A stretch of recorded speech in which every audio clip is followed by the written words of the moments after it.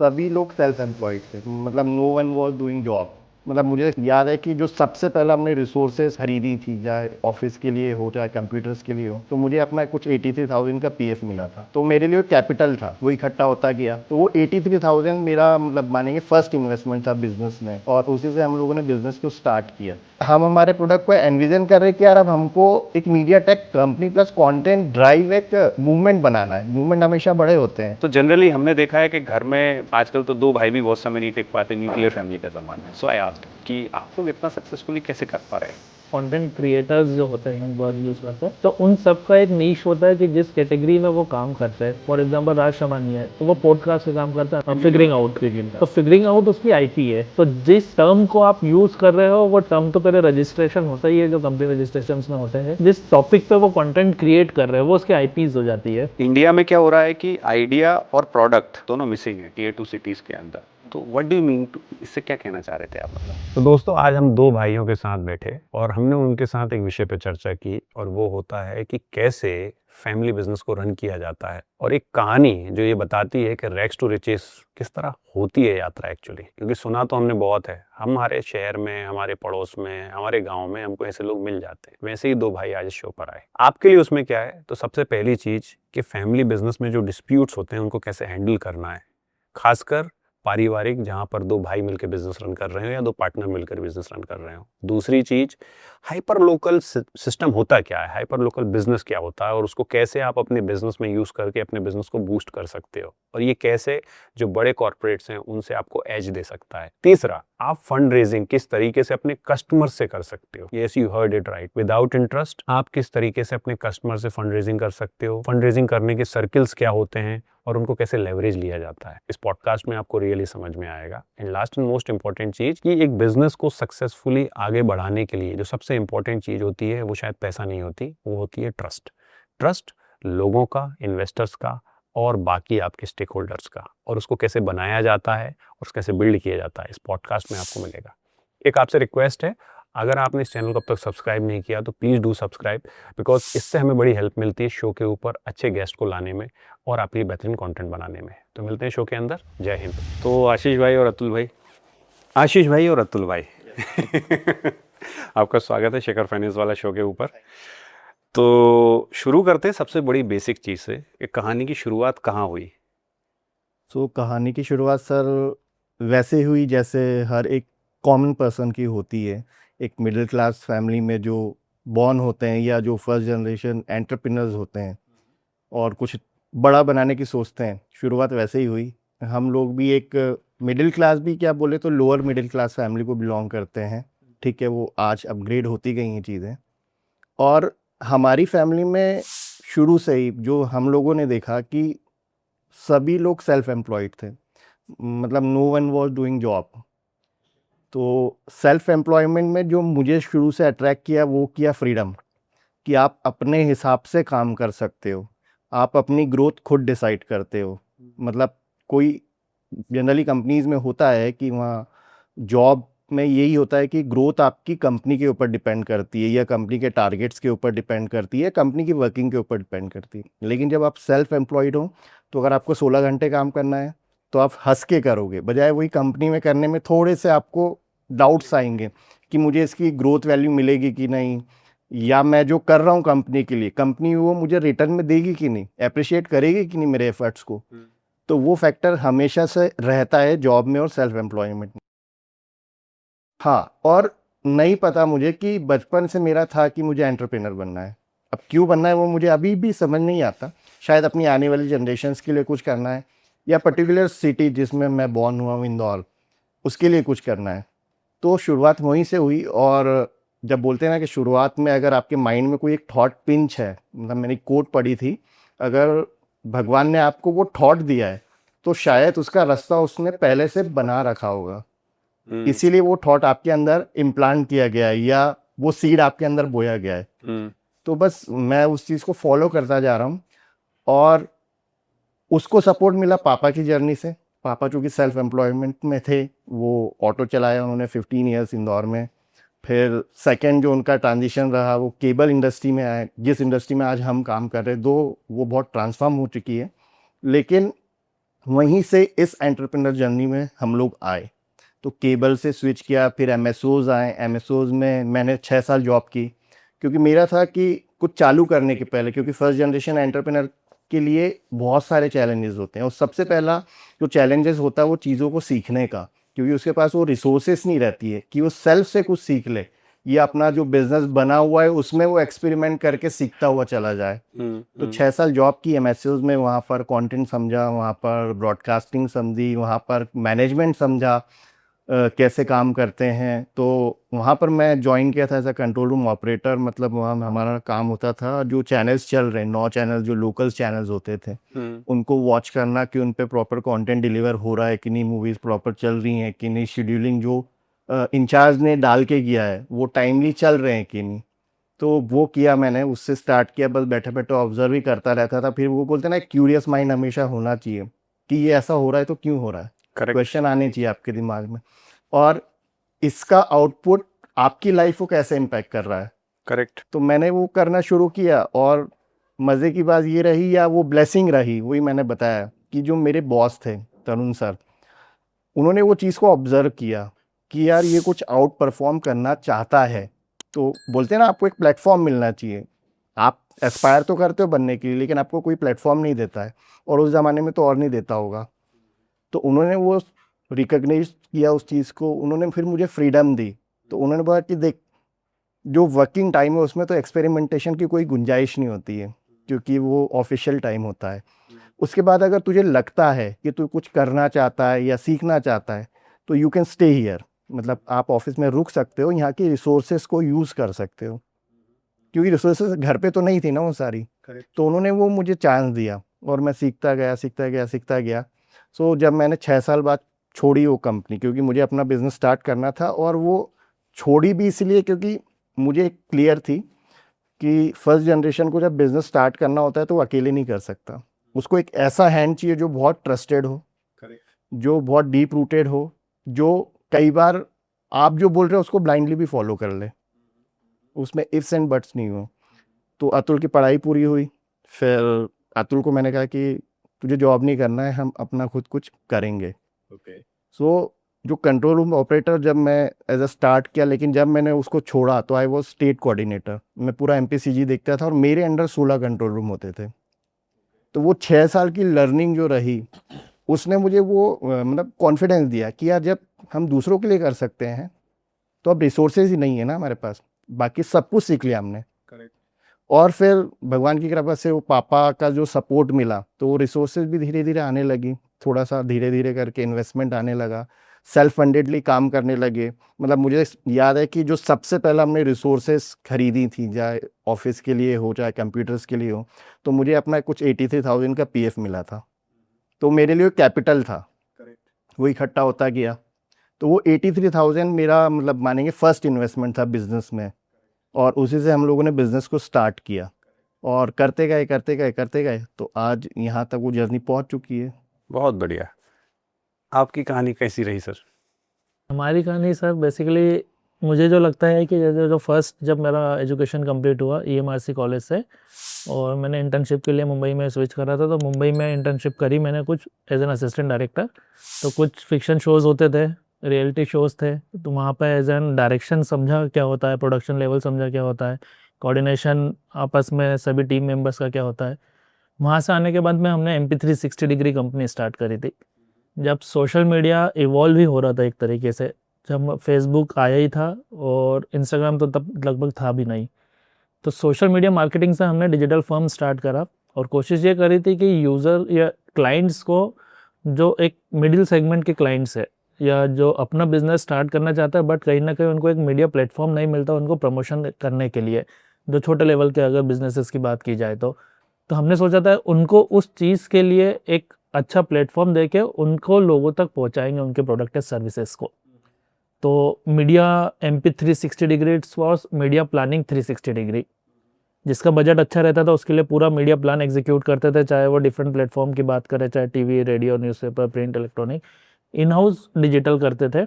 और जो मेन हमारी यूएसपी होती थी वो कंटेंट होती थी, क्योंकि मुझे जो एक्सपीरियंस था वो थोड़ा सा प्रोडक्शन का एक्सपीरियंस था, भैया को कंटेंट का नॉलेज का एक्सपीरियंस था। तो दोनों को क्लब करके हमने वो कंटेंट ऐसा डिज़ाइन करे कि लोगों तक पहुँचे वो। तो उसमें वीडियो कंटेंट उस टाइम में अराउंड 2013 में वीडियो कंटेंट बनाना बहुत चैलेंजिंग टास्क होता था। तो उस टाइम में हम स्टोरी टेलिंग वीडियो कॉन्सेप्ट पे काम करते थे और ऑर्गेनिक रीच भी बहुत अच्छी रहती थी। तो ऑर्गेनिक रीच कम यूज़र्स होते थे, सोशल मीडिया पे कम लोग रहते थे, तो उसका कंटेंट का फ्लो बहुत अच्छा होता था और मैक्सिमम लोगों तक पहुंचता था। तो जो वीडियो कंटेंट होता था और स्टोरी टेलिंग होती थी वो लोगों तक बहुत अच्छे से पहुंचता था और उनको कनेक्ट कर पाता था। तो उनके वहाँ पे वॉक-इन्स की बात की जाए या मार्केटिंग की बात की जाए तो उनका रिजल्ट्स बहुत अच्छा मिलता था, चाहे क्लाइंट्स पर्सपेक्टिव से कन्वर्जन के तौर पे देखें, और हमारा कंटेंट भी वहाँ तक पहुँचता था। ये आप अपने लिए कर रहे थे या बाहर वालों के बाहर लिए? बिजनेसेस के लिए सोशल मीडिया मैनेजमेंट किस करते तरह थे। के बिजनेसेस होते थे ये?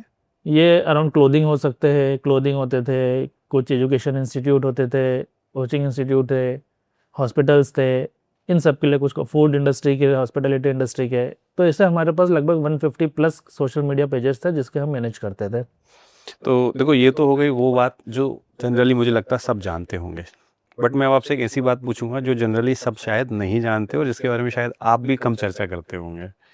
तो अक्सर एक पार्टनरशिप में झगड़े बहुत होते हैं, डिफरेंसेस बहुत होते हैं, और ख़ासकर जब दो भाई पार्टनर हों तब तो उसकी संभावना और बढ़ जाती है, क्योंकि केवल प्रोफेशनल नहीं पर्सनल भी मामले इन्वॉल्व हैं। तो मुझे आप ये बताओ, जब कोई पॉइंट ऐसा आता है, डिफरेंसेस आते हैं, तो आप लोग कैसे डिसाइड करते हो? पहला, दूसरा, कौन लीड करता है, कौन फॉलो करता है, और तीसरा, जब एक कोई ऐसा स्टैंड पॉइंट आ गया ना जहां आप झुक रहे हैं ना जहां आप झुक रहे हैं, तो आप कैसे डिसाइड करते हो कि कंपनी तब भी आगे कैसे जाएगी? सब मेरे पॉइंट ऑफ व्यू से तो फाइनेंशियल स्ट्रगल तो होता है, लेकिन हमारे डिसीजन मेकिंग में कभी वो चीज़ आई नहीं है। जो इनिशियल पॉइंट होता है वो शुरुआत से आशीष भाई देखते हैं सारी चीज़ें, और कहीं ना कहीं इन्वॉल्वमेंट जब फाइनेंस का आता है तो हमें लगता है कि यार एक जो कंपनी का विज़न है या एक मेन जो विज़न लेके चल रहे हैं, मुझे उसको सपोर्ट करना है। वो कुछ लेके चल रहे हैं, साथ में चल रहे हैं, तो अगर मेरा सपोर्ट रहेगा तो ऑब्वियसली बात है कि वो गोल अचीव होगा। नहीं, आप मेरा क्वेश्चन का डाइवर्ट नहीं, अपन कोर आंसर चाहते हैं। देखो, प्रॉब्लम, क्योंकि ये बहुत सारे पार्टनर्स की प्रॉब्लम है ये, क्योंकि आप दोनों बहुत अच्छे से इस बिजनेस को नेविगेट कर रहे हो, तो आपका कोई तरीका तो होगा, तभी आप उसको सक्सेसफुली कर पा रहे हो। वो बताओ मुझे। उसमें ऐसा है कि जैसे आपका कहना सही है कि दोनों पार्टनर का अलग माइंडसेट होता है, अलग थॉट प्रोसेस होता है, अलग स्ट्रेंथ्स होती हैं, अलग वीकनेसेस होती हैं, बट ऑब्वियस है फिर अलग अलग एक्सपीरियंस भी होता है। जैसे मैंने बताया कि मैंने तो 6 साल जब जॉब किया तो मैंने कैसे कंपनी काम करती हैं, कैसे हायरार्की होती है, क्या रिस्पॉन्सिबिलिटीज़ होती हैं, और अगर वो नहीं फुलफिल हो रही है तो क्या चैलेंजेस आ जाते हैं, या बॉस की सुनना है तो भाई सुनना है, एज अ बॉस सुनना है उसको। यहाँ पर कई बार वो हमारे क्लैशेस होते हैं क्योंकि वो जो एक भाईचारा है हमारा ऑफिस में वो निकलता नहीं है। तो दो वी आर डेजिग्नेटेड कि भाई मेरी एक डेजिग्नेशन है, इसकी एक डेजिग्नेशन है, वो क्लैशेस होती हैं क्योंकि लड़ाई में हर बार यही होता है कि हम भाई बन जाते हैं, तो वो कहीं ना कहीं क्लैशेस होते हैं। लेकिन एक अच्छी बात ये रही है कि वो क्लैशेस जब भी हुए हैं, और पहले तो ज़्यादा हुए क्योंकि सब कुछ नया था, हमें कुछ पता नहीं है, और we are not from business family, तो हमें बिजनेस के ऑपरेशन के तरीके बिल्कुल भी नहीं पता है, या हमें गाइड करने वाला या मेंटर करने वाला कोई नहीं है। तो हमें खुद से सीखना है, हमें खुद से लड़ना है, और खुद ही सॉल्यूशन भी निकालना है। तो मुझे आप एक एग्जाम्पल देके बताओ, जब कोई ऐसी सिचुएशन रही हो जब आप दोनों एग्री नहीं कर रहे थे, फिर भी आप एक सोल्यूशन पे पहुंचे। अभी रिसेंट में ही हुआ है वो, जैसे अब हम चूंकि एक प्रोडक्ट लाइन को शिफ्ट कर रहे हैं, अभी तक हम जैसे अतुल ने बताया कि सोशल मीडिया मैनेज कर रहे थे, तो एक लोअर सेगमेंट को कीटर कर रहे थे, जहाँ पर हमारा सिर्फ और एंट्री प्राइस होगा 10,000 रुपये मंथ या 20,000 रुपये मंथ। अभी जब से हम इंदौर टॉक को एक रीब्रांडिंग की है और हम लोग अब एक पब्लिशर मॉडल पे जाना चाह रहे हैं, जहाँ पर हम बड़े ब्रांड्स को कैटर करना चाह रहे हैं, और उन ब्रांड्स को कैटर करना चाह रहे हैं जो अब इंदौर में अपॉर्चुनिटीज़ देख रहे हैं, इंदौर आ रहे हैं, और उनको एक मीडिया आउटलेट चाहिए। और डिजिटल से पावरफुल आज की तारीख में कोई मीडिया आउटलेट है नहीं, क्योंकि ट्रेडिशनल मीडिया में बहुत सारे रिस्ट्रिक्शंस हो गए हैं। ट्रेडिशनल मीडिया अपने आप में बहुत महंगा है, हर कोई अफोर्ड नहीं कर सकता है। तो अभी हमारी फाइट यही चल रही है, क्योंकि अतुल उस माइंडसेट पे है कि वो जिस छोटे टिकट साइज को कैटर करता आया हुआ है, वो अभी भी वहीं पे स्टक है। छोड़ा जाए। हाँ, जबकि मैं अपने प्रोडक्ट को या हम हमारे प्रोडक्ट को एनविजन कर रहे हैं कि यार अब हमको एक media tech company plus content drive एक मूवमेंट बनाना है। मूवमेंट हमेशा बड़े होते हैं। हाँ, विजनरी होगा ये एग्जीक्यूटर हाँ, ऐसी बात तो होगी। अब मैं जो सोच रहा हूँ, जो मेरी थॉट प्रोसेस है, उसको कम्युनिकेट में बार बार करने के लिए पिंच कर रहा हूँ उसको कि भाई अब स्विच करना पड़ेगा। अब जब ये ट्रांसफॉर्मेशन होता है तो बट ऑब्वियस आपको बहुत कुछ अनलर्न करना पड़ता है जो हमने पुराना सीखा था। करेक्ट। और मैं वही बता रहा हूँ कि वो अनलर्निंग बड़ी मुश्किल होती है, क्योंकि आप एक रटे रटाए या आप एक सेट फॉर्मेट पे काम करते हो और वो पिछले अगर 10 साल से करते आ रहे हो तो फिर डीप रूटेड हो जाता है, तो उसको निकालना बड़ा मुश्किल होता है। तो मेरा चैलेंज है सबसे पहले, अभी अपार्ट फ्रॉम टारगेट्स अलग हैं या क्लाइंट मीटिंग्स अलग है, अभी पहले उस विजन को इसके अंदर कल्टीवेट करना है कि अब हमें एक पब्लिशर की भूमिका में आगे बढ़ना है। तो अब वो जो माइंडसेट का शिफ्ट है वो बड़ा मुश्किल है। तो अभी मैं लगातार इसकी काउंसलिंग करता हूँ और बीच बीच में हो भी जाते हैं डिफरेंस, झगड़े भी होते हैं, बट ऑब्वियस होंगे, क्योंकि ऐसा नहीं है, क्योंकि झगड़े भी उन्हीं से किया जाता है जहाँ प्यार ज़्यादा होता है और एक्सपेक्टेशन होती है कि यार ये सुन लेगा कभी ना कभी हमारी बातों को। तो फिर मुझे भी फील होता है कई बार कि यार मैं जिस नज़र से अपने आप को देखता हूँ, मैं उस नज़र से इसको नहीं देख सकता, क्योंकि उसने ये 6 साल की एक तो जॉब वाली जर्नी नहीं देखी है, उसे वो पेन पॉइंट या स्ट्रगल्स नहीं पता है, और फिर ड्राइव करने के लिए आपको कितने सेक्रीफाइसेस करने पड़ेंगे वो भी थोड़े से डिफरेंस होते हैं। बट ऑब्वियस विज़न एक लेके चलते हो तो आप वो विज़न एक का होता है, उसमें कंट्रीब्यूट बहुत सारे लोग करते हैं और वो इवॉल्व भी होता रहता है। तो अभी सबसे बड़ा चैलेंज वही होता है कि जब नया इवॉल्वमेंट हो रहा है तो वो इवॉल्वमेंट कैसे, वो जो डेटा है वो इसके माइंड में ट्रांसफ़र हो और ये फिर अपने आप को चेंज करे, ये उस माइंडसेट पे आए, तब जाके फिर चीज़ें आगे बढ़े। तो बट ऑब्वियस होता तो है वो, और उसका अच्छा सबसे सॉल्यूशन जो मैं दूसरे पार्टनर्स को भी सजेस्ट करना चाहूँगा, आप किसी व्यक्ति की से लड़ रहे हो या कंप्लेन कर रहे हो तो बस एक बार, क्योंकि मैं अब करने लगा हूँ ये, उसकी जगह अपने आप को रख के भी देखना, क्योंकि आपको स्किल्स पता है, उसकी कैपेसिटी पता है, एबिलिटी पता है, तो आप अब उसकी जगह अपने आप को रख के देखो और वो किस हिसाब से सुनना पसंद करेगा या किस हिसाब से अपने आप को मॉडिफाई करेगा, वो बातें उससे करो। आपने क्या सीखा है या आप कितने एक्सपर्ट हो वो उससे बातें मत करो, क्योंकि आपकी बट ऑब्वियस लर्निंग ज़्यादा ही होगी ना, हर पार्टनर की स्ट्रेंथ है तो वो ज़्यादा होगी, तो आप उसकी, आपकी स्ट्रेंथ को उसकी वीकनेस पे हावी मत होने दो, आप उसकी स्ट्रेंथ पे बात करो। व्हाट डू यू से?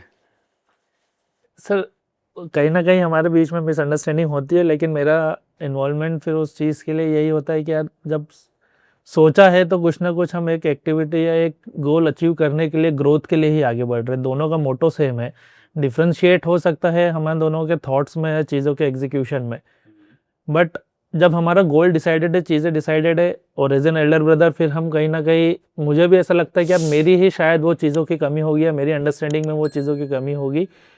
पास्ट ऑफ द टाइम वो धीरे धीरे उसको इवॉल्वमेंट करके वो कहीं ना कहीं एग्जीक्यूट हो जाएगा। तो मैं उस चीज़ को समझने की कोशिश करता हूँ और अपने प्लान में, अपनी चीज़ों में, अपने लाइफ स्टाइल में उस चीज़ को एग्जीक्यूट करने के लिए आगे बढ़ता हूँ। So why I asked you, मैंने एक क्वेश्चन क्यों पूछा, इसका मैं आपको बैक स्टोरी बताता हूँ। सो आई मेट अभी कुछ समय पहले एक मैं फैमिली हाउस के साथ काम कर रहा था, तो वो 4 भाई हैं, चारों भाई मिलकर एक बिजनेस रन करते हैं। सो आई आस्क्ड हिम, और मज़ेदार बात ये, वो जो 4 भाई इस बिजनेस को रन कर रहे हैं कजिन ब्रदर्स हैं, वो 2 के पापा अलग हैं, 2 के पापा अलग हैं, यानी वो दोनों भी 2 भाई हैं, उनके पापा भी। तो it means it's a second generation business. So generally हमने देखा है कि घर में आजकल तो 2 भाई भी बहुत समय नहीं टिक पाते, न्यूक्लियर फैमिली का ज़माना है। सो आई आस्क्ड हिम कि आप लोग इतना सक्सेसफुली कैसे कर पा रहे हो। और ताज्जुब की बात मुझे और तब पता चली कि जब मुझे भी पता चला उन 4 भाइयों के टोटल जो 12 बच्चे हैं अभी ऑलमोस्ट, वो 12 बच्चे भी अलग अलग फैक्ट्रियाँ रन कर रहे हैं और वो अभी भी सब जॉइंट हैं। तो that is a big shock to me कि यार ये इतना अगर स्केल कर पाए हैं, और 3500 करोड़ का उनका टॉप लाइन है अभी, तो आई शॉक्ड कि यार कुछ तो ये ऐसा जानते हैं जो बाकी लोग नहीं जानते। तो मैंने उनसे पूछा तो उन्होंने मुझे एक आंसर दिया कि शिखर, हमारा एक सिस्टम है फैमिली का। पहला सिस्टम का रूल नंबर 1, जब भी एक बच्चा पैदा होता है तो ये डिसाइड हो जाता है कि ये कौन से बिजनेस में जाएगा हमारी तरफ से। उसके बाद जब वो बच्चा ग्रेजुएशन ख़त्म करता है तो उसके बाद उसको 2 साल का टाइम दिया जाता है कि इस 2 साल में उसको जो ट्राई करना है, टेस्ट करना है, और उसको 10 लाख रुपए दिए जाते हैं, वो कर सकता है। ये जला ले, ये 10 लाख में अगर उसने बना लिया तो उसके बिजनेस को आगे बढ़ा ले, और अगर वो जल गए और उसके बाद कुछ नहीं बना तो फिर जो बिजनेस हमने डिसाइड किया वो करोगे आप। Simple rule number 1, entry point fix है। रूल नंबर 2, उनकी फैमिली में विद इन फैमिली इन्वेस्टमेंट होता है। यानी अगर किसी के पास सरप्लस पैसा पड़ा है तो रूल है कि आप उसको बाहर इन्वेस्ट करने से पहले फैमिली मेंबर से पूछोगे किसी को बिजनेस में जरूरत है क्या। Rule number 3, dispute handling. मैंने बोला यार देखो, घर में इतने भाई रह रहे हो तो बीवियां भी रह रही हैं, बीवियां तो दूसरे घरों से आई हैं, आप भले भाई साथ में पले बड़े हो और उनके डिफरेंसेस अलग होते हैं, फैमिली के डिफरेंसेस अलग होते हैं, हाउ यू हैंडल दैट। बोला हमारा वो सिंपल रूल है, औरतों को बिजनेस में इन्वॉल्व नहीं करना और बिजनेस को घर नहीं ले जाना। तो मैंने कहा ये कहने की बात है, रियलिटी बताओ। तो उनने मुझे बहुत अच्छी बात बोली कि देखो हमारे घर में वो सिंपल रूल है कि महिलाएं घर में किसी भी बात को लेके डिसाइड कर सकती हैं, बिजनेस को लेके डिसाइड नहीं कर सकती, और बिजनेस का डिसीजन कभी भी कोई आदमी अकेला नहीं लेगा। उसको हमेशा एक काउंसिल है हमारी, जिसमें हमारे एंडलर्स इन्वॉल्व हैं और सर्टेन नंबर्स लोग इन्वॉल्व हैं। वो बैठते हैं, आपको वहाँ प्रपोज करना है, और हर महीने ही मीटिंग होती है। हर महीने एक दिन फिक्स है, उस दिन सब बैठते हैं, अपने अपने बिजनेस के आइडियाज़, चैलेंजेस, चीज़ें शेयर करते हैं, और वहाँ जो काउंसिल है वो डिसाइड करती है कि क्या करना है। अब मैंने कहा यार चलो ये बात तो ठीक हो गई, अब एक बहुत इंपॉर्टेंट और क्रिटिकल मैटर पे बात करते हैं, विच इज़ डिफरेंसेस। कि भाई एक आइडिया है, कोई आदमी करना चाहता है और काउंसिल रिजेक्ट कर रही है उसको, देन व्हाट। तो उनने उसके लिए भी एक सिस्टम बनाया हुआ, और सिस्टम पता है क्या है, उसको एक बजट दे देते हैं, जैसे उस बच्चे को दिया था, ये बजट है तुम्हारा, इसमें तुम करके ले आओ, कर गए तो तुम्हारा, और नहीं कर पाए तो जो हमने बताया है वही कर। And I found it's so successful. अभी 3500 करोड़ की टॉप लाइन है उनकी, 3500 करोड़ की टॉप लाइन है, and this entire thing is generated with in 40 years. 40 साल पहले उनकी फैमिली किस स्केल पे थी, आप इस बात से अंदाजा लगा लो कि एक छोटी सी कपड़े की दुकान थी, और आज पैन इंडिया उनके मतलब ऑलमोस्ट 6-7 हज़ार लोगों की तो मैन पावर काम करती है उनके। So why I am telling this कि आप दोनों भाई हो, आपका फ्रेमवर्क जो है काफ़ी अच्छा है, उनका फ्रेमवर्क भी मुझे मिला, तो मैंने कहा आप दोनों आ रहे हो तो आपसे ये सवाल आज करता हूँ। हाँ, there should be a mechanism, मतलब कॉन्फ्लिक्ट के लिए, रिजोल्यूशंस के लिए मैकेनिज्म तो बहुत ज़रूरी है। मैकेनिज्म बहुत ज़रूरी, और उनका मैकेनिज्म मुझे बहुत पसंद आया। वाह, अभी अपन जब चर्चा कर रहे थे तो आपने मुझे एक फीडबैक दिया था, ठीक है, कि इंडिया में क्या हो रहा है कि आइडिया और प्रोडक्ट दोनों मिसिंग है टीयर 2 सिटीज़ के अंदर। तो what do you mean to, इससे क्या कहना चाह रहे थे आप? मतलब टीयर 2 में जितना हम अभी पर्टिकुलर इंदौर को एनविजन करते हैं या इंदौर में अपॉर्चुनिटीज़ देखते हैं, इंदौर में आज भी प्रायोरिटी ट्रेडिशनल बिजनेसेस को दी जाती है। जैसे हम बेंगलोर की बात करते हैं तो उस पे आईटी की बात आ जाती है। आईटी में आज बहुत सारे प्रोडक्ट्स आ गए हैं, आईपीज आ गए हैं, वो इंदौर में मिसिंग है। इंदौर में आज भी बिजनेसेस कौन से चलेंगे जो टेंजिबल है। रियल एस्टेट में बोलेंगे तो इन्वेस्ट करेंगे लोग, कोई शॉप में बोलेंगे उसमें इन्वेस्ट करेंगे, कोई फैक्ट्री बोलेंगे, मतलब इट शुड बी टेंजिबल। और हम जिस कैटेगरी में काम करते हैं वो इनटेंजिबल है, इट इज़ प्योरली आइडिया। और इस चीज़ में मैं मतलब मेरे लिए वो एक जो रूटेड स्टोरी है वो जोमेटो की फॉलो करता हूँ मैं, क्योंकि मैं स्ट्रगल कर रहा हूँ। और इंदौर में आइडियाज़ को लेके अभी भी वो इकोसिस्टम नहीं है, वो एक्सेप्टेंस नहीं है। टेक्नोलॉजी प्रोडक्ट्स जो होते हैं, आईपी जो प्रोडक्ट्स होते हैं या जो फ्यूचरिस्टिक होते हैं, जिनका आज ग्रोथ नहीं है लेकिन 5 साल बाद की वो रिक्वायरमेंट है। अब होता ये या तो 5 साल बाद कोई उसको बनाएगा, या तो आज से, क्योंकि बनाना आज से ही पड़ेगा। उसमें बहुत सारे बैकएंड पे चीज़ें होती हैं, ट्रैफिक होता है, उसका फिर ऑपरेशन होता है, फिर उसको कैसे इवॉल्व करना है उस प्रोडक्ट को, वो होता है। उसकी अपनी लर्निंग्स होती है, प्रोडक्ट्स की भी अपनी लर्निंग्स होती हैं। मतलब आज हम जितने भी टाइप प्रोडक्ट्स चलाते हैं, चाहे जोमेटो बोले, चाहे फेसबुक बोले, चाहे इंस्टाग्राम बोलें, वो ऐसा तो नहीं है कि जो आज चला रहे हैं वही सीधा बना था। नहीं, करेक्ट, वो ओवर द पीरियड इवॉल्व हुआ है।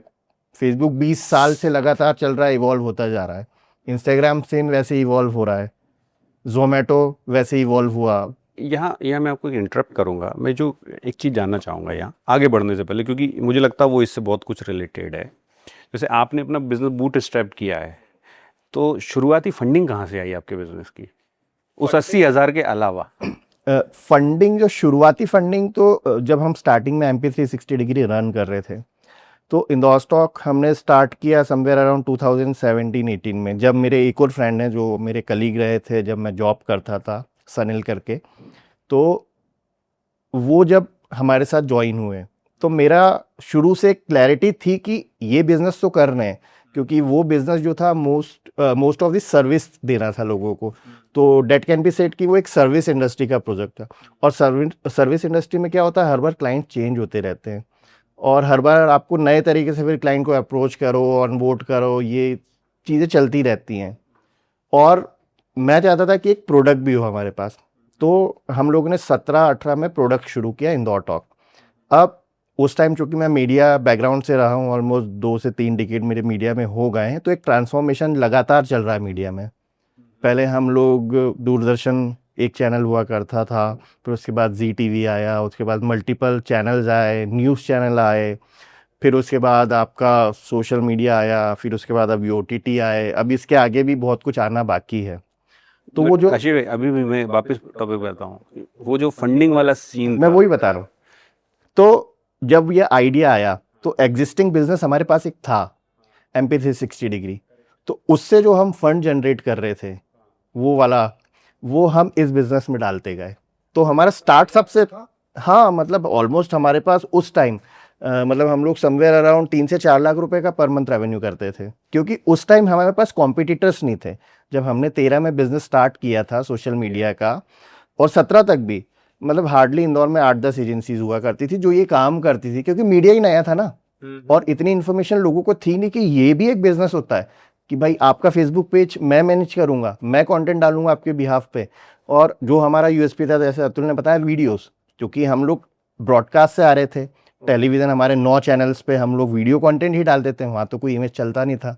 तो मतलब आपने एग्जिस्टिंग बिजनेस से ही बिजनेस को हाँ, फंड किया। उससे फंड, जो इनिशियल फंडिंग तो हमारी वहीं से निकाली हमने, हम वहाँ से कमाते थे और इस बिजनेस में लगाते थे अपना सारा कुछ एक्सपेंसेस मीट आउट करने के बाद। तो हमारे पास 2 बिजनेसेस थे। Very good.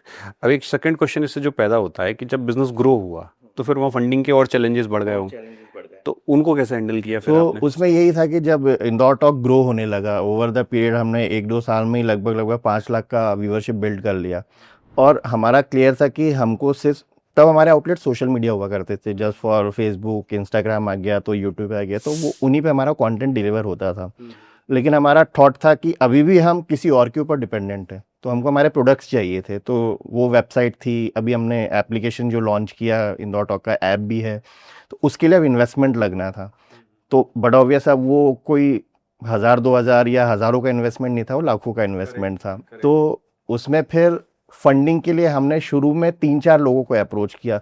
कुछ लोगों ने तो डायरेक्ट ही हमारे जो कॉन्सेप्ट था उसमें इंटरेस्ट दिखाया, तो उन्होंने सबसे पहले आगे होकर हमको अप्रोच किया कि यार मैं आपके साथ जुड़ना चाहता हूँ। अब हमें भी तब फंडिंग वंडिंग समझ नहीं आती थी, जुड़ना चाहते तो हमने बोला, हम समझे कि हाँ कुछ करना होगा साथ में, या इनके लिए कुछ काम करना होगा। तो फिर हमारी और मीटिंग्स होती गई, तो उन्होंने कहा कि हमें इन्वेस्ट करना है। मतलब अब उस टाइम क्या होता है कि जब हम इन्वेस्टर एकदम आगे से आता है ना, तो हम ओवर एक्साइटेड हो जाते हैं। तो हम कई बार, और उसमें ये होता है कि उस प्रोडक्ट को जितना हम समझ पाते हैं इन्वेस्टर नहीं समझता है, तो पिच डेक मांगी जाती है, but obvious second step pitch deck ही होता है। तो हमें तो हमारे प्रोडक्ट की ग्रोथ पता है, उसका रिटर्न पता है, या वो कितना रेवेन्यू कर सकता है वो पता है, लेकिन फिर भी इन्वेस्टर को अभी भी उसकी श्योरिटी नहीं होती कि कैसे कर लेगा कोई रेवेन्यू। अगर मैं आप बोलूँ, जोमेटो आज जो रेवेन्यू करता है, वो उसका डे 1 का जो इन्वेस्टर होगा उसको भी एक्सपेक्टेशन नहीं होगी कि आज इतना रेवेन्यू कर लेगा, क्योंकि वो जो थॉट था वो तो उनके फाउंडर के माइंड में ही था, वो जो बिलीफ थी वो उनके ही माइंड में थी, वो इन्वेस्टर के माइंड में थी। इसलिए 16 साल तक ये स्ट्रगल चली उनकी। आज वो ट्रस्ट बन गया है, तो अब तो वो हर नया प्रोडक्ट ऐसे ही चालू कर लेते हैं। तो वो चैलेंजेस हमारे साथ भी, हमने पिच डेक बना के दी, पर शायद वो पिच डेक उनको बोलेंगे कि वैल्यू ज़्यादा लगे कि यार इतना पैसा तो लगेगा ही नहीं, क्योंकि हमारा जो बिज़नेस, मैंने वही बताया, इकोसिस्टम नहीं है इंदौर में टेक्नोलॉजी बिजनेस का, और डिजिटल मीडिया का सोशल मीडिया तक ही रिस्ट्रिक्टेड है। खुद की आईपीज बनाना, खुद के प्लेटफॉर्म क्रिएट्स करना, इसमें अभी नहीं है इंदौर में। तो नहीं समझते लोग, नहीं समझते, जबकि मुंबई में जाएंगे आप, दिल्ली में जाएंगे, बेंगलोर में जाएंगे, कई ऐसी कंपनीज काम कर रही हैं जिनके अपने खुद के आईपीज हैं। IPs in the sense Instagram, Facebook, YouTube पे ही होंगे, पर वो आईपीज हैं उनकी। आईपी क्या होते हैं व्यूअर्स को ये बता दो, कईयों को तो ये भी नहीं पता।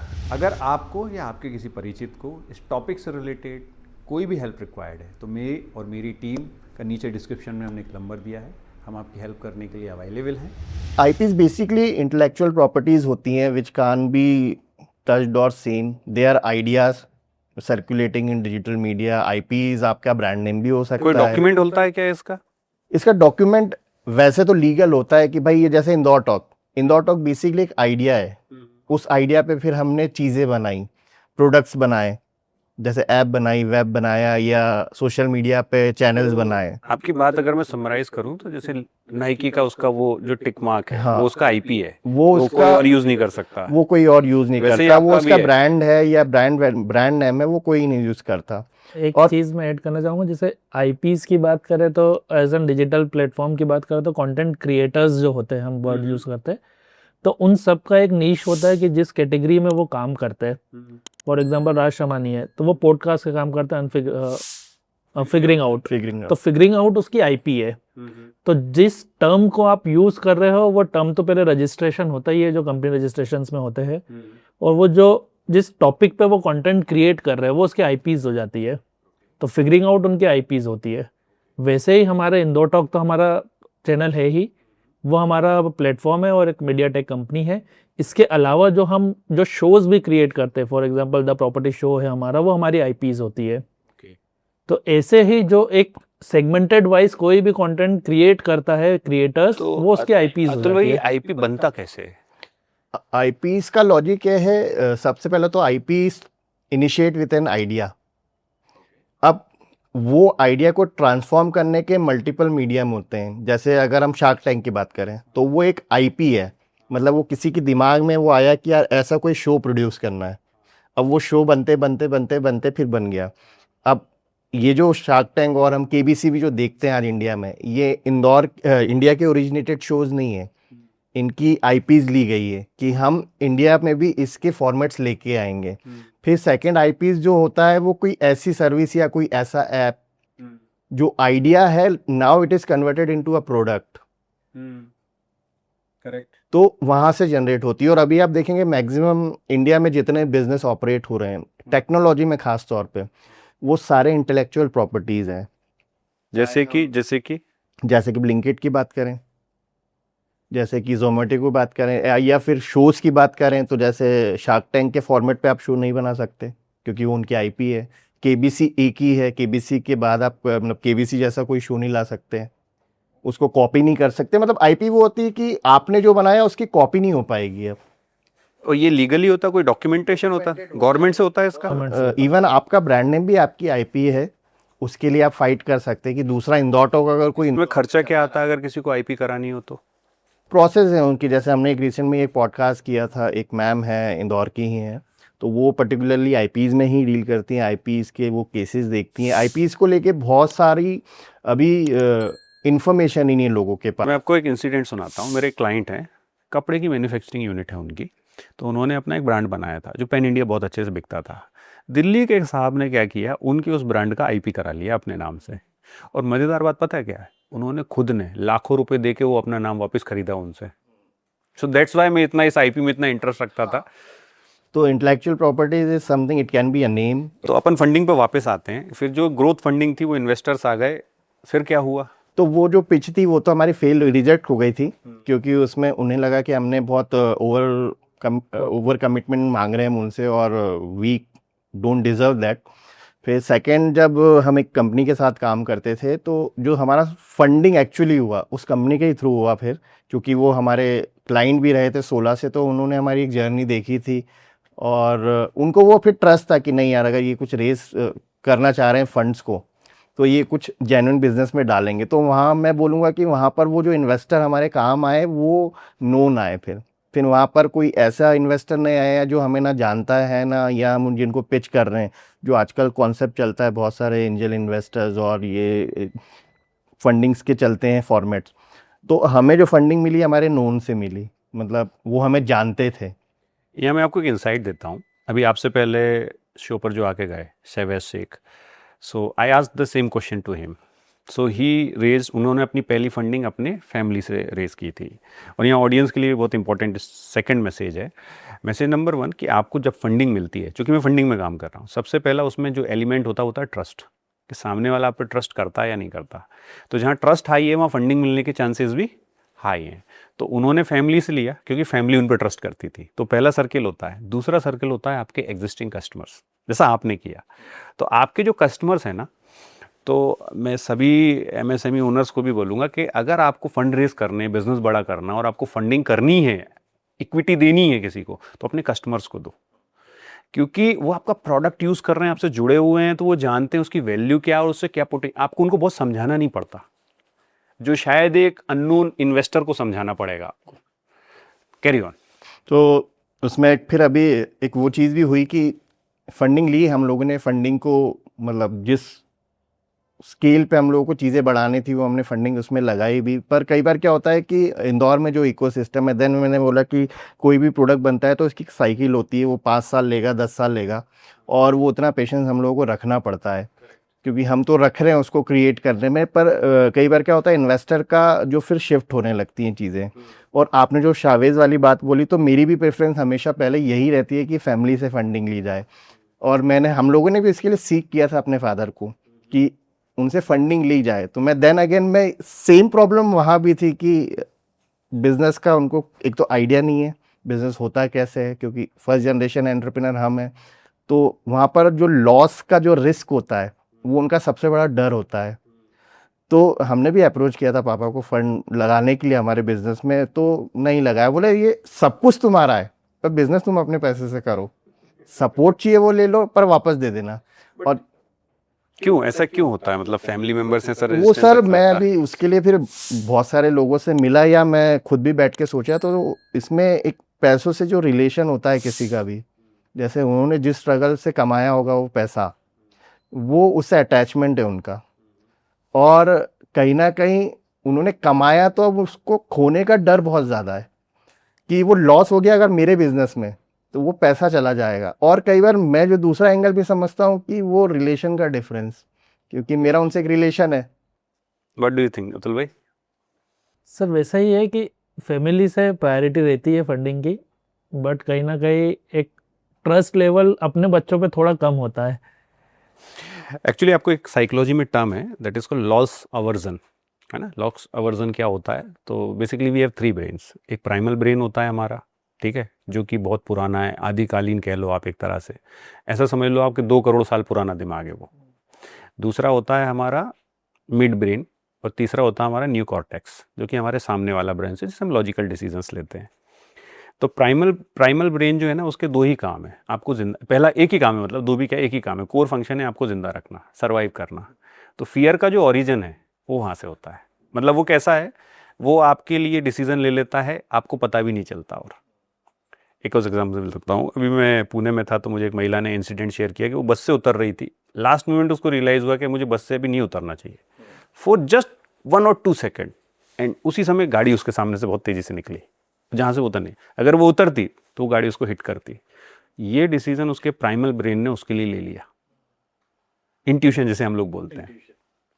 तो जो आप फियर की बात कर रहे हैं, जैसे जैसे हमारी उम्र बढ़ती है वैसे वैसे हमारा फियर बढ़ता है, ट्रस्ट घटता जाता है।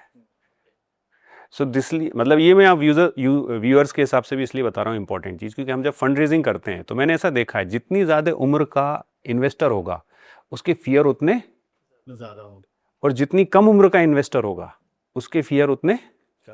क्योंकि एक बड़ा डिफरेंस ये है, जो बड़ी उम्र का इन्वेस्टर है उसके पास टाइम नहीं है, और जो कम उम्र का इन्वेस्टर उसके पास।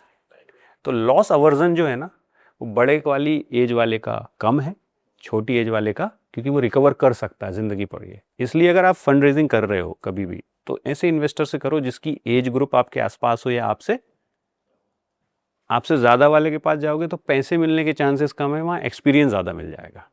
तो अगर आपको बिजनेस के लिए एक्सपीरियंस चाहिए तो फिर वहाँ जाओ। पैसे के लिए वहाँ जाओगे ना तो चांसेस कम है, क्योंकि उनके लिए अश्योरेंस ज़्यादा इंपॉर्टेंस है rather than returns. So carry on. Father ने आपके क्यों नहीं दिया? शायद मुझे लगता है कि ये रीज़न हो, वो रीज़न वही था क्योंकि बहुत स्ट्रगल से, बहुत मतलब हार्ड एफर्ट से उन्होंने वो फंड इकट्ठा किया था। बट एक अच्छी बात ये और एक अच्छी गुड न्यूज़ भी ये है कि रिसेंटली हम लोगों ने हमारे इन्वेस्टर्स को एग्जिट दे दिया है, और अब जो इन्वेस्टमेंट है वो फादर ने कर दिया है। क्योंकि अब हमारा प्रोडक्ट रेडी है। तो अब वो जो आप ट्रस्ट की बात कर रहे थे ना, उन्होंने देखा कि यार ये कुछ जो बनाना चाह रहे थे, क्योंकि अब वो ऐप को यूज़ करते हैं ना वो, अब वो उन्हें दिख रहा है। अब वो मार्केट में भी जब कहीं जाते हैं तो उसको जो हमारा ब्रांड नेम है, कहीं ना कहीं उनको वो बोला जाता है कि हाँ यार वो इंदौर टॉक बहुत अच्छा काम करता है। तो उनको वो ट्रस्ट बाहर से मिला, और मैंने भी फिर सोचा कि go with the flow, time देते हैं हम बजाय किसी चीज़ों के पीछे पड़ने से। और अभी लास्ट मंथ ही हम लोगों ने इन्वेस्टर को एग्जिट दिया है, और अब वो जो फंडिंग है वो फैमिली फंडिंग हो गई है। मतलब कहने के तो फंड पापा ने दिया है, पर वो स्टेक्स अभी हम दोनों के ही हो गए हैं। और शायद ये ओवर द पीरियड ही होता है कि वो जो डर वाला जो उनसे जो अटैचमेंट था पैसों को लेके, या फिर इस चीज़ में मेरी एक फ्रेंड ने भी मेरी बहुत हेल्प की कि मैं उनसे किस तरीके से उस फंडिंग को आस्क कर रहा हूँ। एक होता है ना, पापा आपके पास पैसे हैं, आप लगा ही नहीं रहे हो हमारे बिजनेस में, आप इधर उधर इन्वेस्ट कर रहे हो। एक होता है कि उनका उस पैसे से क्या रिलेशन था, और आप कितने वैल्यूएबल हो, या आप क्या काम कर रहे हो, या आपकी अब वर्थ क्या हो गई है, क्योंकि उनको उसी लॉजिक में समझाना पड़ेगा। हमने समझाया, क्योंकि जनरली क्या होता है कि कंपनी की वैल्यूएशंस को हमारी जो पुरानी पीढ़ी है, पापा हैं, वो नहीं समझते। वो तो आज भी तुम्हारे पास टेंजिबल क्या क्या है ये बताओ, बैंक में पैसा कितना है, लोग कितने काम कर रहे हैं, मशीनें कितनी हैं तुम्हारे पास, प्लॉट कितने हैं, ये सब देखते हैं वो। तो हमने उनको यही बताया कि पापा आज की तारीख में हमारी कंपनी की ये वैल्यूएशन है, और हमने एक थर्ड पार्टी से उसकी वैल्यूएशन करवाई, और हमने बोला कि if today we sell this company, this IP और जितना भी हमने प्रोडक्ट पूरा बनाया है वो इतने में बिक रहा है। क्या वैल्यूएशन बताई वैसे उन्होंने, बता सकते हैं? हाँ, क्या वैल्यूएशन बताई? उन्होंने हमारी 5 CR की बताई थी। क्या बात है, नथिंग से 5 करोड़ रुपए की वैल्यूएशन हाँ, बनाना भी मतलब बहुत अभी बड़ी तक बात हमने है। जितना बनाया था, तो उनका था कि वो अभी आप अगर बेचना चाहो तो I can arrange some buyers जो ये खरीद लेंगे आपका पूरा कॉन्सेप्ट, क्योंकि कॉन्सेप्ट की वैल्यू है, और हम बहुत लंबे तक आ गए। फिर उसमें एक वैल्यू ये भी है, आज हमारे पास एक 1 मिलियन का यूज़र बेस है। आज हमारे पास मंथली 15 से 20 मिलियंस का ट्रैफिक जनरेट होता है ऑर्गेनिक। आज हम बहुत सारी जगह एसोसिएट हैं, हम लोकल जो अथॉरिटीज़ हैं उनके टच में रहते हैं, उनके लिए बहुत सारी मैं कैंपेन। आपके बिहाफ में ऑडियंस को एक चीज़ बोल रहा हूँ, अगर मेरी ऑडियंस में से कोई आपकी कंपनी में इन्वेस्ट करना चाहे तो वो कैसे कर सकता है? अब ये जो पूरा सिनेरियो हुआ, इसके बाद तो हम लोगों ने सोचा कि अब now we are not going to take any investment. अब भले हम थोड़ा स्लो चलेंगे, लेकिन क्योंकि बहुत सारा ये जो 1.5-2 साल में, उससे क्या हुआ, हमारी स्पीड भी कम हुई, हमने बहुत सारे मेंटल लॉसेस भी झेले, मेंटल प्रेशर भी झेला। फिर हमने जो समझा कि इंदौर में पर्टिकुलरली अभी वो इकोसिस्टम नहीं है जहाँ पर, क्योंकि आज फिर ले लेंगे, कल को फिर वही रिटर्न, क्योंकि यहाँ रिटर्न्स की पहले बात हो रही है। बट अगर वो इन्वेस्टर मिले जो आपके हिसाब से आपकी टर्म्स पे बात कर रहा हो, ऐसा कोई व्यूअर अभी देख रहा हो और उसको आपकी कंपनी में इन्वेस्ट करना हो, तो क्या वो इन्वेस्ट कर सकते हैं? Are you open for that? अब उसमें भी अभी तो फिलहाल तो ऐसा सच, अभी क्योंकि अभी एक उस साइकिल से एग्जिट किया है हमने, तो अभी तो हम अभी ब्रेकअप हुआ है, एक- अभी नए रिलेशन एक साल बाद का हमें कुछ नहीं पता, लेकिन राइट नाउ तो वी आर नॉट। और उसमें पापा का भी एक वो जो एग्रीमेंट, या पापा का भी अब जो एक्सेप्टेंस आ गया ना, अब वो पापा ने कहा है कि अब भी तुम्हें और इन्वेस्टमेंट लगे तो मुझसे बोलना, सबसे पहले मेरे पास ही आना। सबसे पहले मेरे पास ही आना, क्योंकि अब उनको वो ट्रस्ट दिखने लगा है हम लोगों में, और प्रोडक्ट रेडी हो गया ना। जब प्रोडक्ट नहीं था, जब हमने first round of funding raise करी थी, जब पहला इन्वेस्टमेंट था, तो we were just on Facebook, Instagram, YouTube. अच्छा चलो, यहाँ मैं आपको रोक रहा हूँ, बट एक इंपॉर्टेंट बात मेरे दिमाग में पूछना ज़रूरी लगी मुझे कि मान लो किसी को फर्स्ट राउंड से फंडिंग नहीं मिली यानी फैमिली से, सेकंड राउंड से फंडिंग नहीं मिली कस्टमर से, तो थर्ड राउंड क्या हो सकता है जहाँ आपको लगता है कि यहाँ से भी फंडिंग उसको मिल सकती है? उसमें मैं बोलूँगा कि उसमें आपके फ्रेंड्स, फैमिली, या अगर मैं बोलूँगा जैसे हमने डेप भी लिया है बहुत बार, तो फिर डेप पे आप जाओ और वो वाले मॉडल पे जाना पड़ेगा, क्योंकि आप रुको मत। मतलब आपको अगर प्रोडक्ट में बिलीव है, जैसे हमारे साथ भी हुआ पोस्ट कोविड, क्योंकि 21 के बाद बहुत सारे लॉसेस झेले हमने। बहुत, मतलब एक तो एक सनील का लॉस वो बहुत बड़ा था हमारे पास, हमारे जो एक पर्सनल लॉस भी है, और एक कंपनी के लिए वो एक ऐसा असेट है कि भाई वो स्क्रीन पे भी आ रहा था, वो एडिटिंग प्रोडक्शन भी देखता था, तो फाइनेंशियल लॉस रिकवर किए जा सकते हैं, लेकिन पर्सनल लॉस नहीं किया जा सकता। तो उसके बाद जो फिर हमारी बोलते हैं ना, हमारी एक स्पार्क है, हमारी एक स्पिरिट है काम करने की, और वो पैसों के कारण रुक रही है, तो कहीं ना कहीं फिर आप जो हो, आप वो नहीं रह जाते। आप फिर आपका भी माइंडसेट चेंज हो जाता है यार कि अब नहीं करना, अब गिव अप करना। तो बहुत सारे जो नेगेटिव थॉट आने लगते हैं वो कहीं ना कहीं फिर आपकी जर्नी को शायद हॉल्ट कर देंगे या शायद एंड भी कर देंगे। तो वो जो खड़े रहने की हिम्मत है ना, वो आपको खुद से ही आएगी। भले ही फिर मैंने फिर वही देखा कि पर्टिकुलर अभी है कि भाई भले ही हम धीरे चलेंगे, अब वो फिर बाकी को डेस्टिनी पे छोड़ दिया है और जहाँ से वो आइडिया आया था वही लेके जाएगा हमको।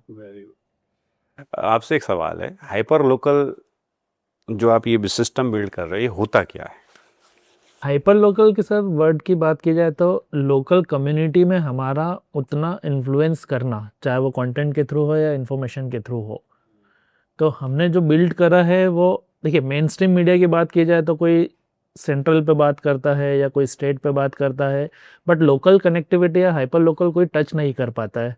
यूज़र को या किसी भी कस्टमर को उसके आसपास की चीज़ें चाहिए। अगर मैं किसी नॉर्मल पर्सन की बात की जाए तो उसको वो इन्फॉर्मेशन उसके आसपास के एरिया की चाहिए कि यार मेरे आसपास क्या हो रहा है, वो उससे इन्फॉर्म्ड होना चाहिए। सेंट्रल में क्या हो रहा है उससे इन्फॉर्म में शायद उसको फ़र्क ना पड़े, बट मेरे आसपास में कुछ ऐसी एक्टिविटीज़ हो रही है जिससे मुझे फ़र्क पड़े, तो वो उसको एक इन्फॉर्मेशन मिलती है। सेकेंडरी अगर मैं मार्केटिंग की बात की जाए या क्लाइंट बेस की बात की जाए तो कस्टमर को भी जिसका प्रोडक्ट या सर्विस उसका हाइपर लोकल है, उसको कस्टमर आसपास के ही चाहिए, तो वो हाइपर लोकल प्रोडक्ट या सर्विसेज को मार्केट करके ही वो रीच ले पाएगा। उसको अननेसेसरी चाहे दूसरे प्लेटफॉर्म पे प्रमोट करने का कोई सेंस नहीं है। तो हाइपर लोकल वर्ड वहीं से आया है और आसपास की चीज़ों को मैक्सिमम लोगों तक पहुंचाना वही एक हाइपर लोकल है, एक सर्टेन इंफिनिटी के अंदर। Certain infinity. क्योंकि जब हम प्रोडक्ट या कोई भी प्रोडक्ट या सर्विसेज जब लॉन्च करते हैं तो हमारे भी माइंडसेट में एक रहता है हमारी टारगेट ऑडियंस क्या है, सबसे पहले हम वही डिसाइड करते हैं। अब वो टारगेट ऑडियंस के बाद में हम डिसाइड करते हैं कि मेरा प्रोडक्ट कितने लोगों तक मैं पहुंचा सकता हूँ या सेल कर सकता हूँ। फॉर एग्जांपल अगर मैं इंदौर की बात करूँ तो भंवरकुआ एक एरिया ले लिया हमने। अब भंवरकुआ पे अगर एक कॉफ़ी शॉप है तो कॉफ़ी शॉप की बात की जाए तो उसके 5 किलोमीटर या 8 किलोमीटर के रेडियस के ही लोग आना पसंद करेंगे। अब वो 5 किलोमीटर के रेडियस में उसका प्रोडक्ट या सर्विसेज कितने बेटर वे में पहुँचाना है, तो वो डिजिटल हो सकता है अभी बेस्ट है। क्योंकि सबसे इम्पॉर्टेंट जो पार्ट होता है वो उसका बजट होता है कि अब वो कितना बजट स्पेंड करना चाहता है मार्केटिंग में। अब डिजिटल एक ऐसा प्लेटफॉर्म है कि एक मिनिमम बजट से वो वहाँ तक उसके यूजर्स तक पहुँच सकता है। तो वो टारगेट ऑडियंस उस पर डिसाइड कर लेता है कि यार मुझे 5 किलोमीटर के रेडियस में टारगेट करके इन लोगों तक पहुँचना है। आशीष भाई एक बात बताओ, ये हाइपर लोकल मार्केट हमारे बिजनेस व्यापारी वर्गों में किसके लिए सबसे अच्छा है? हाइपर लोकल मार्केट या हाइपर लोकल जो ये टेक्नोलॉजी बोलने या जो इकोसिस्टम, ये उन लोगों के लिए अच्छा है जिनके पास मार्केटिंग को लेके बड़ा लिमिटेड बजट होता है। और सेकंड, आज की तारीख में ये हाइपर लोकल ये जो मार्केट है या ये जो हम लोग जो काम कर रहे हैं, ये उनके लिए तो बहुत अच्छा हो गया है कि जो यहाँ बैठ के, लेकिन जैसे रियल एस्टेट प्रोजेक्ट्स की मैं बात करूँ, क्योंकि अभी हम लोग उसके लिए एक नया प्रोडक्ट भी लेके आए, not of reality. 2 projects are hyper local, वो इंदौर में ही है, लेकिन अब उसकी जो ऑडियंस है पहला लोकल तो है, लेकिन उसकी ऑडियंस स्टेट्स में भी हो सकती है या नेशनली भी हो सकती है या इंटरनेशनली भी हो सकती है, जो लोग बाहर से बैठ के इन्वेस्ट करना चाहते हैं इंदौर में। तो दो we are a product hyper local, but we are reaching every user who is interested in particularly investment property। लेकिन ट्रेडिशनल मीडिया की बाउंड्रीज के कारण या ट्रेडिशनल मीडिया में बहुत सारे रिस्ट्रिक्शन के कारण आपकी सर्विस, आपका प्रोडक्ट नहीं पहुंच पा रहा, लेकिन डिजिटल के थ्रू वो पहुंच रहा है। तो उनके लिए एक सबसे अच्छा है हाइपर लोकल प्रोडक्ट। फिर वो बहुत लिमिटेड एरिया को केटर करना चाहते हैं, सेफ फॉर। मिनिमम बजट क्या है इसमें एंट्री का? मिनिमम हमारे अगर प्लानिंग की बात करेंगे या हमारे जो भी प्लान्स हम लोगों ने बनाए, तो minimum it is 25,000 for a month. और हमारे व्यापारियों का एक सिंपल क्वेश्चन होता है, मुझे वापसी में कितना धंधा मिलेगा? धंधे की बात करें तो सर इसमें 2 फैक्टर बहुत इंपॉर्टेंट होते हैं कि आपका एम क्या है हमारी इन कैंपेन्स से। एक होता है कुछ लोग ब्रांडिंग्स के लिए आते हैं, अवेयरनेस के लिए आते हैं, कुछ लोगों का बहुत कोर रहता है कि हमें वॉक-इन्स चाहिए या लीड्स चाहिए। तो वो सबसे पहले हमें क्लैरिफाई करना पड़ेगा कि you want direct leads, walk-ins, और you are just here to introduce yourself. और ये भी फिर मैं बोलूँगा कि ये 1 महीने में नहीं होता है, इसके लिए कम से कम 3 महीने लगते हैं। मतलब एक टेंडेंसी है कस्टमर की, वो एक बार में परचेज नहीं करता है, उसको बार बार जब तक कोई चीज़ नहीं दिखाते हैं हम, या रिपीटेटिव नहीं होती वो चीज़, तब तक वो नहीं करता है। आइदर वो फिर वो कोई लोगों से रेफर लेगा, आइदर वो एक ही चीज़ को बार बार देख रहा है, तब जाके उसका कन्वर्जन वैल्यू ड्राइव होता है।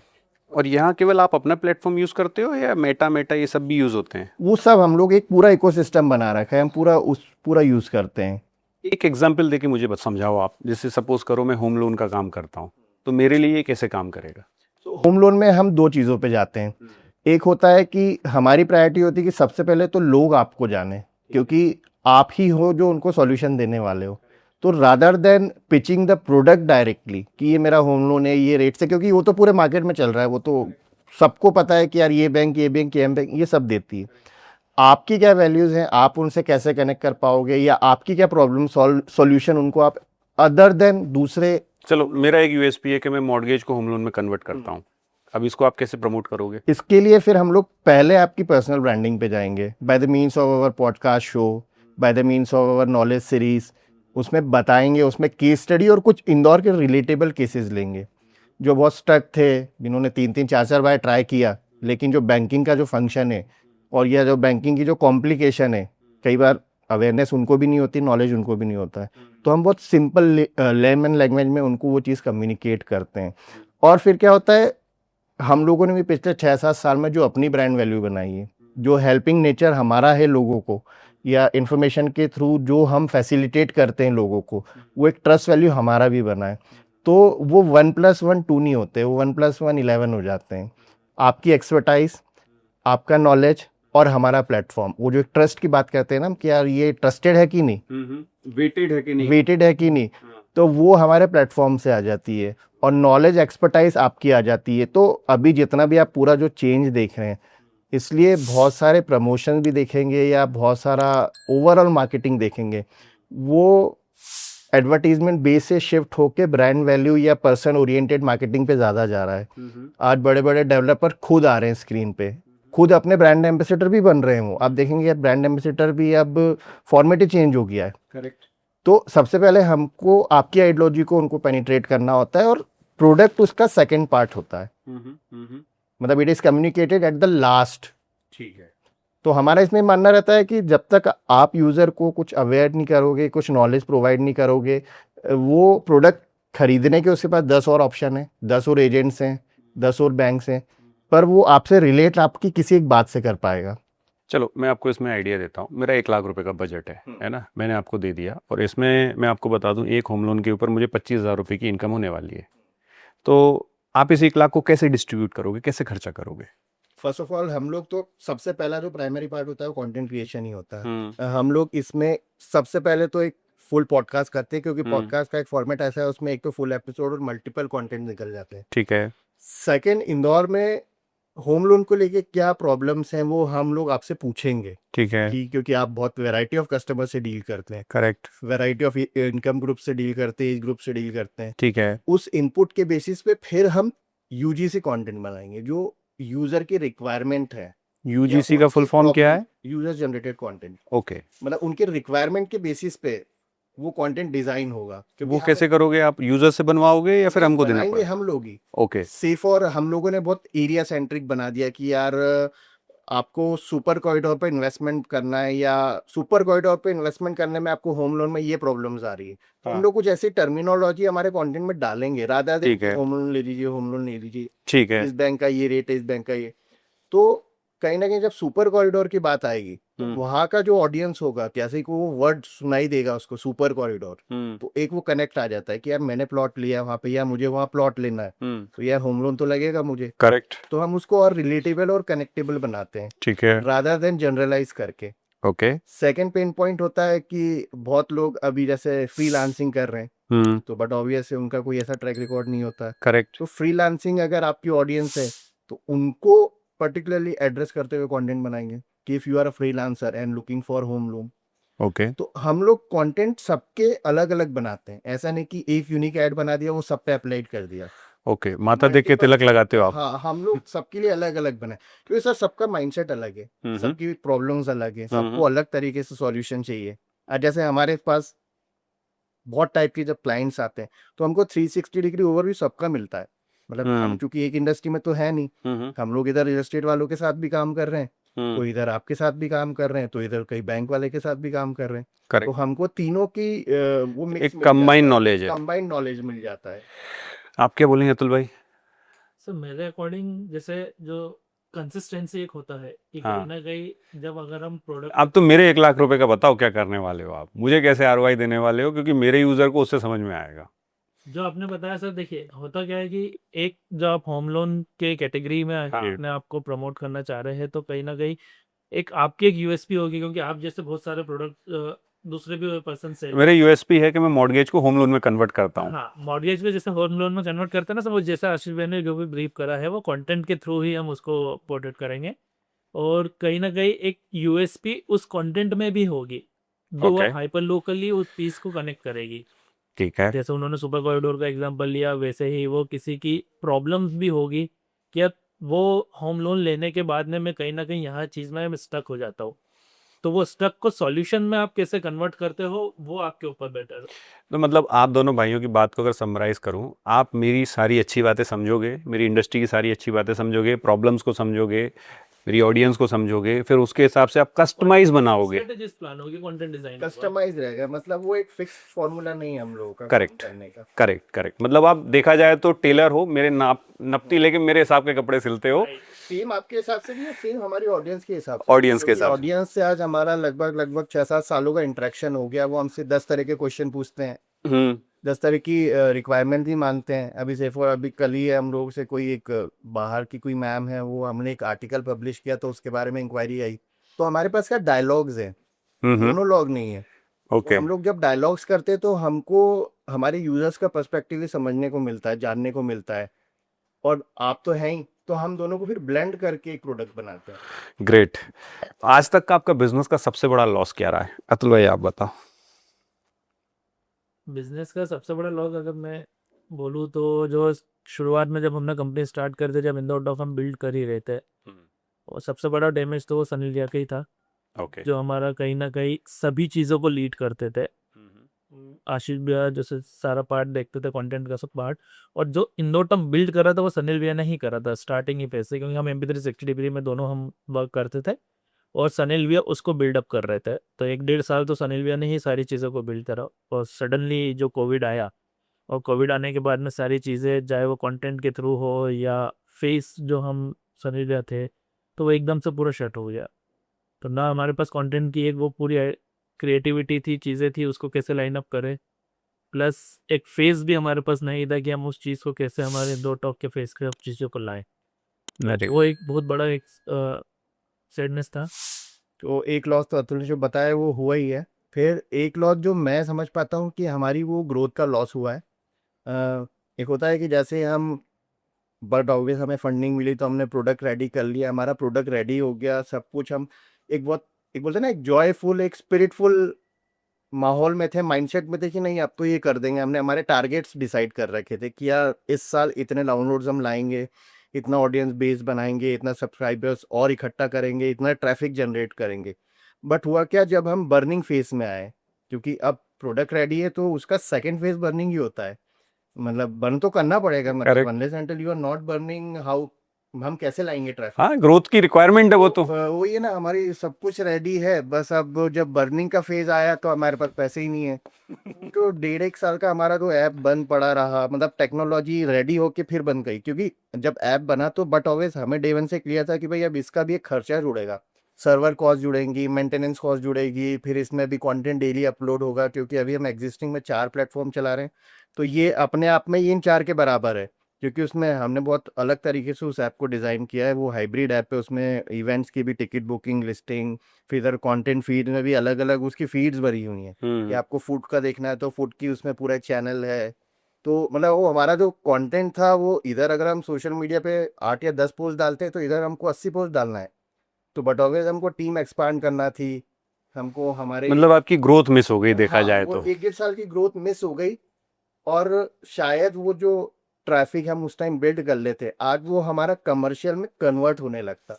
या मतलब और वो एक रेवेन्यू का भी लॉस हुआ ही ना फिर, क्योंकि वो एक अपॉर्चुनिटी गॉन। हुई है वो हमारी। Very good. एक अर्ली वार्निंग साइन जो आपको दिखने लगते हैं बिजनेस में कि यार अब कुछ गड़बड़ होने वाली है। मुझे जो ऐसा लगता है कि कहीं ना कहीं जब डिजिटल ट्रांसफॉर्मेशन हम देखते हैं तो हर टेक्नोलॉजी अपडेट होती है, तो वैसे ही अपने प्रोडक्ट में भी वो इंक्लूड करके चलना चाहिए और उसको अपडेट करते रहना चाहिए। ओके, इसको थोड़ा सा एक आम आदमी की व्यापारिक भाषा में टेक्नोलॉजी के अलावा ओवरऑल पूछ रहा हूँ, पूरे बिजनेस में बोलते हैं ना। एग्जांपल के तौर पे आपको बताओ, जैसे भंवरकुआ एजुकेशन सेंट्रिक इंदौर का माना जाता था। हाँ, अब उसमें छोटे प्लेयर्स बहुत सारे थे जो कोचिंग इंस्टीट्यूट्स थे। करेक्ट। अब जब हम सेंट्रल की बात करें तो उसमें बहुत सारे ऐसे प्लेयर्स थे जो डिजिटली प्रेजेंस बहुत अच्छी रखते थे, बहुत रिनाउंड नेम्स है उसमें, आपको पता होंगे। बट वो जो बच्चे थे वो शुरुआत से उनको देख रहे थे, जो उनके फाउंडर्स है उनके बाहर से उनके शुरू से कनेक्टेड थे, उनकी आइडियोलॉजी समझते थे, उनका कंटेंट देखते थे। अब जब वो भंवरकुआ पे एग्जिस्ट हुए तो जितने छोटे प्लेयर्स थे वो डिजिटली इतने साउंडेड नहीं थे, डिजिटली कंटेंट उनका प्रेजेंस नहीं था, तो कहीं ना कहीं बच्चे वहाँ शिफ्ट हो गए। ओके, तो धीरे धीरे अब ये माहौल हो गया है कि अब भंवरकुआ पे वो एजुकेशन इंस्टीट्यूट अब एग्जिस्ट ही नहीं करते। मतलब टाइमली अपडेशन करना आपका बहुत जरूरी है। राइट। आप जिस टेक्नोलॉजी से साथ में है या आप जिस प्रोडक्ट जिस फील्ड में है आपको, और अगर आप जो मीडिया प्लेटफॉर्म चूज कर रहे हो, आपकी टारगेट ऑडियंस हो, टारगेट ऑडियंस चेंज हो गई है, लेकिन आपने आपकी मार्केटिंग या मीडिया को चेंज ही नहीं करा, तो दोनों का साइमल्टेनियसली आपको वो चीज़ों को अडॉप्ट करना पड़ेगा कि आपके टारगेट ऑडियंस अब बच्चे हो गए या जेंजी हो गई, तो वो क्या देखना पसंद कर रहे हैं, डिजिटल में प्रेजेंस ज़्यादा है या आप अभी भी पेपर एड ही देते जा रहे हैं, तो कहीं ना कहीं आपको वो शिफ्ट करना पड़ेगा। तो मेरा एक क्वेश्चन है, मेरे पॉडकास्ट के लिए ज़्यादा इम्पोर्टेंट वायरलिटी है या कुछ और है? सर मेरे अकॉर्डिंग अगर हम बात करें वायरलिटी की, तो वायरलिटी हमेशा वायरल क्रेडिबिलिटी नहीं शो करता है। अगर आप वायरल हो तो आपको भी शायद याद नहीं होगा कि यार कौन सा मैंने लास्ट ऐसा कंटेंट देखा था जो वायरलिटी हुआ था। वो शॉर्ट स्पेन ऑफ टाइम के लिए होता है, कुछ समय के लिए वायरल होता है, आपको व्यूवरशिप दे देता है, लेकिन मेरे अकॉर्डिंग वो क्रेडिबिलिटी नहीं देता है आपकी। जैसे आप एक नीश सेगमेंट में कहाँ वर्क कर रहे, फाइनेंस में ही पूरा कंटेंट को क्रिएट करते हैं, तो आपकी टारगेट ऑडियंस भी फिक्स है, आपको एन नंबर ऑफ व्यूवरशिप नहीं चाहिए। बट अगर हमारी फिल्टर्ड ऑडियंस है, सेगमेंटेड ऑडियंस है और कम ऑडियंस है, तो वो आपके लिए एक कन्वर्जन के तौर पे ज़्यादा फ्रूटफुल है। ना कि जैसे एक एग्जांपल की बात करें, एक रेस्टोरेंट है विजयनगर में, उसके 50 मिलियन व्यूवरशिप आ गई है। अब वो कहाँ की है, ये चाहे वो भोपाल की है, दिल्ली की है, बेंगलोर की है, बट उसके पास वॉक-इन्स मुश्किल से 10 भी नहीं गए होंगे, तो क्या वो उसके वायरलिटी के लिए, काम के लिए बिजनेस चला पाएगा? कोई सेंस नहीं है। तो हमें पहले क्लाइंट को ही कंफर्म होना होता है, या क्लाइंट को भी एक फिल्टर्ड अपने आप को करना रहता है कि मुझे वायरलिटी पे काम करना है, या मुझे कन्वर्जन पे काम करना है, या मुझे क्रेडिबिलिटी पे काम करना है।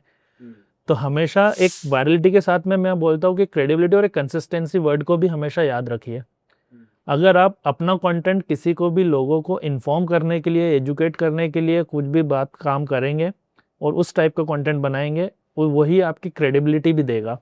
और ये जब क्रेडिबिलिटी आपकी टाइम स्पेंड के साथ में, लॉन्ग टर्म के साथ में, जब एक एग्जिस्टिंग प्लेटफॉर्म पे रहेगी, आपकी ऑडियंस भी बिल्ड करेगी और आपको एक लॉन्ग टाइम कन्वर्जन देगी, प्लस एक डिजिटल असेट्स आपके लिए बनाएगा।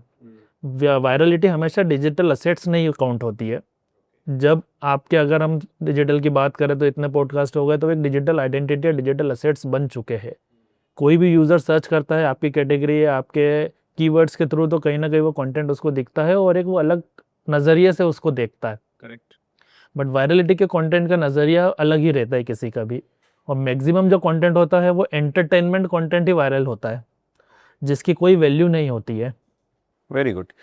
आपके लिए क्वेश्चन है आशीष भाई एक मेरा, आज के स्टार्टअप फाउंडर्स या नए फर्स्ट जनरेशन एंटरप्रेन्योर्स की सबसे बड़ी प्रॉब्लम क्या लगती है आपको? सबसे बड़ी सर एक प्रॉब्लम जो मैं देखता हूँ इंदौर की, अगर मैं पर्टिकुलरली बात करूँ, क्योंकि इंदौर में बहुत कुछ ऑब्जर्व कर पाता हूँ, सबसे बड़ी प्रॉब्लम एक जो है गई है वो एक डिस्ट्रैक्शन की प्रॉब्लम हो गई है। क्योंकि हम एक बहुत बोलेंगे ना ओवर इन्फॉर्म वर्ल्ड में जीते हैं। Give me an example. Like Indore की बात करें तो आज इंदौर में बहुत सारी इन्फॉर्मेशन है जिनको हमको प्रोसेस करना होता है, बहुत सारे इवेंट्स चल रहे हैं जिनमें हमारी जाने की इच्छा होती है। ठीक है, आप एस्पायरिंग है तो आप जाइए, वहाँ पर आपको नॉलेज भी मिलेगा, एक्सपीरियंस भी मिलेंगे, एक नेटवर्किंग भी मिलेगी, लेकिन सेकंड प्रॉब्लम वो तब अराइज होती है जब आपको वो चीज़ें मिल चुकी है। से फॉर अगर मैं पर्टिकुलरली अपनी बात करूँ कि मेरे पास प्रोडक्ट है, मुझे फंडिंग भी मिल गई है। अब मेरी प्रायोरिटी जो होना चाहिए उस प्रोडक्ट की ग्रोथ होना चाहिए और सेल्फ ग्रोथ भी होना चाहिए, क्योंकि हमें भी बहुत कुछ डेली सीखना पड़ता है।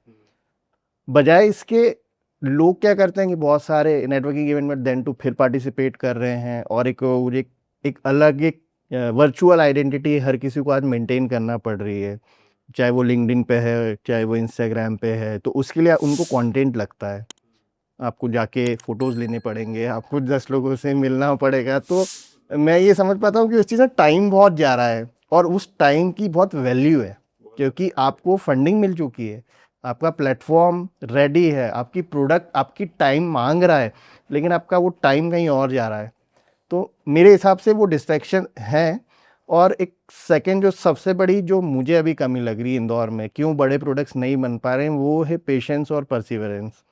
लोग इन्फ्लुएंस बहुत जल्दी हो रहे हैं कि आप अच्छा कर रहे हैं तो यार मैं आपके जैसा करने लगता हूँ, आज कहीं और कुछ मिलेगा तो मैं उसके जैसा करने लगूंगा। आदमी हर किसी के जैसा बनना चाह रहा है, वो खुद क्या है, वो खुद के जैसा नहीं बन पा रहा है, ओरिजिनलिटी मिसिंग है। मिसिंग है। मैं आपको एक फाइनल कोड के साथ अपन इसको क्लोज करते हैं। तो मैं आपको एक इंसिडेंट बताता हूँ how it actually works, originality कितनी इंपॉर्टेंट होती है। मतलब so when I came from army, तो बेसिकली मेरा सबसे बड़ा चैलेंज ये था कि मेरे पास कोई बेसिकली ऐसी कोई हार्ड कोर स्किल नहीं थी जिसको मैं सिविल में यूज़ कर सकूँ। ओके, और मैं टेक्निकल बैकग्राउंड से आता था, बट वो भी मिलिट्री इक्विपमेंट्स का टेक्निकल बैकग्राउंड था, सिविल में वो भी इतने काम का नहीं था मेरे। सो आई ट्राइड 5-6 बिजनेसेस। तो मुझे ये समझ में आ गया कि ये स्किल्स मेरी यहाँ काम नहीं आएंगी। तो जो आपने भी पॉइंट बोला, सबसे पहले मैंने डीक्लटर किया। डीक्लटर मतलब कि मुझे क्या नहीं चाहिए लाइफ में। फिर दूसरा काम मैंने ये किया कि मैंने पर आवर अपना एक रेट निकाला कि यार मेरी 1 घंटे की कीमत क्या है एक्चुअली। तो वो एक नंबर निकल के आया। तो मुझे समझ में आया कि अगर कोई भी काम इससे कम वैल्यू का है मैं वो नहीं करूँगा, ठीक है, या इससे कम रिटर्न आ रहा है तो मैं वहाँ नहीं जाऊँगा, जो आपने बोला। तीसरा जो मैंने बहुत इंपॉर्टेंट जो आपने वायरलिटी का बोला, मुझे एक चीज़ समझ में आई कि अगर मुझे बिजनेस करना है तो केवल मेहनत से काम नहीं होगा, मुझे उसके लिए जो ज़रूरी स्किल्स हैं वो सीखना पड़ेंगी। तो जैसे शुरुआत मार्केटिंग से करते हैं, तो सबसे पहले मैंने मार्केटिंग सीखी, मुझे कुछ नहीं आता था। मैंने उसकी भरपाई करी हार्डवर्क से। What I used to do कि जब मुझे किसी ने बोला कि यार मेहनत करनी है, तो मैंने कहा यार अब एक काम करो, मेहनत सही जगह करते हैं। तो मैंने उससे पूछा व्हाट आर नंबर्स, तुम्हारे यहाँ कन्वर्जन रेट क्या है। तो उसने बोला अगर आप 20 लोगों से मिलोगे तो 2 लोग खरीद लेंगे।